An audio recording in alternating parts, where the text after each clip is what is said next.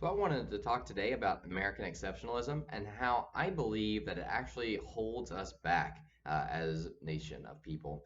So American exceptionalism is this idea that the United States of America is objectively the greatest country in the world. And we tend to hold on to that. I think I was taught, and probably generations like mine, that we are great largely due to several things. I mean, we view ourselves in this heroic role from World Wars One and Two, that we helped defeat the Axis powers, and we played a huge role in that. Um, I think that this comes from the idea that we are kind of this beacon of democracy to other nations around the world. And then, of course, we kind of became a global powerhouse economically and politically and everything as well, where we kind of set the tone for a lot of countries and especially for markets worldwide. But I do think it can be harmful, this idea of propagating it from generation to generation of American exceptionalism, because this belief in our undisputed greatness can then lead to complacency.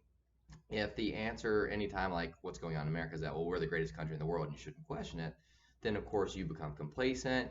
You don't try to innovate or evolve. Imagine being an industry leader in something and then the argument for why you don't change or you do things a different way than another company does, you'd eventually become obsolete because people would eventually pass you if you just rest on your laurels and are just like, well, we're the greatest, so why should things ever need to change? And I worry about that with our country. So just want to run through some things. I looked up some metrics either through CIA World Factbook or Wikipedia, and I tried to find the source material for all of their things as well, if there was like a Wikipedia entry. Things that are kind of used to measure things of a country. So I'm going to start at things where we're tending to do really well at, and then kind of go through the list. Um, First thing, GDP, total wealth and economy created. We're number one in the world, so that's huge. Median household income, if you take the family or individual that's making the exact middle, and half the people in the country make more, half the people in the country make less, we rank sixth in the world in that. People above the age of 24 who have a degree past high school, so some type of associate's or college degree, that would be seventh in the world, so still doing really well. Homeless people per capita, we drop a little bit, 26th in the world in that as far as our rate of homelessness. Life expectancy at birth, 43rd in the world. Maternal mortality rate, 46th in the world. Infant mortality rate, 55th in the world. Income inequality, how much wealth does the top 20% versus the bottom 20% have? That's the metric I went with because there are lots of different metrics out there. This one seemed to have the most data on it. We rank 113th in the world. Intentional homicide, so someone intentionally killing somebody else, 137th in the world.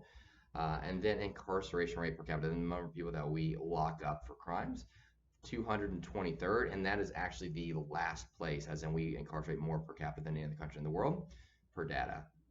So I go through that list to say that there's a lot of metrics, and no one metric can say if a country is great. There's a lot of things. It's complicated systems in place, no doubt about it.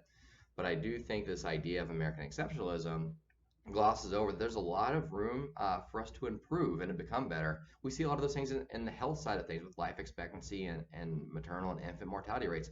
I think we see a lot of those things with social and criminal justice, or just how we kind of maybe are treating people as a society. If we have the homicide rate is so bad, and if we have an incarceration rate that is far and away the worst in the world. You can never have one all-encompassing metric. There are research institutes out there that try to do this. I looked up things that are called either the quality of life index or where to be born index. I looked at 4 different ones that seem to have some good, at least metrics they use for that. And the U.S. ranked either 15th, in 2 of them it was 15th, one it was 16th, and another it was tied for 16th. So that means according to these general metrics, and these bring into account environment and pollution levels, life expectancy. Again, I think income equality and cost of living. I think there's a lot of things that go into these, but essentially these measures are saying that, well, theoretically there's 14 or so other countries that are better than we are right now. So I think that this idea of American exceptionalism, it's great to have national pride and to want to be proud of your country. Certainly I was, I mean, putting the uniform on, and there's a lot of people out there who are proud of their country, but that doesn't mean that we are going to say, well, it's the best and we can't learn from anyone else.